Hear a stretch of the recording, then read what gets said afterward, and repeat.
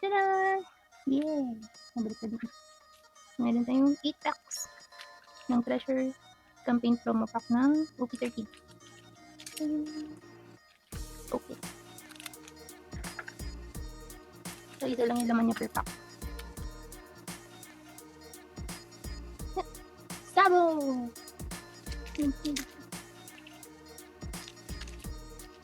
Yeah, isa.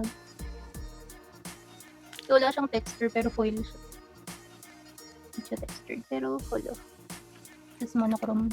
May monochrome pa rin dito. White tsaka red lang yung kulay. Dual chrome. Sunod. Luffy! So, kumpleto kaya natin yung set. Kasi meron yata 7 klase ng card. 7 na types ng chrono card. Ayun na 7. Sana lang dito. Saboli. O nga pala yun palang event. Ito yung mga parang art ng card nila. Promo version. Nice.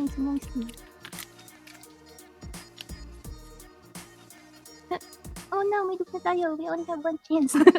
Para dun sa iba. Come on. Yeah, ace! Ace. Yeah, Luffy na lang dun sa ano. Art. Si Luffy yata yung may extra din na isa eh. Kasi diba pito? Parang may extra card siyang. Yay! Complete yung art nila. So yung isa na lang. Ito na lang. Hindi, dalawa pa yung kulang natin sa dito. Come on! Isang ace na event. Tapos yung art pa yata ni Luffy na isa pa.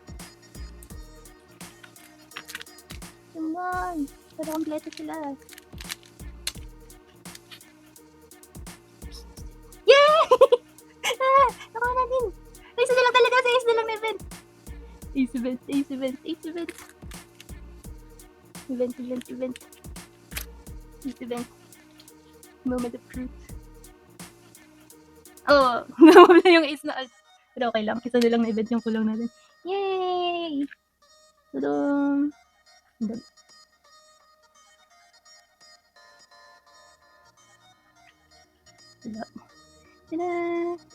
Super 10 booster pack na bibili nyo, meron kayong promo pack na isa. Kaya dalawa siya per box. Yay!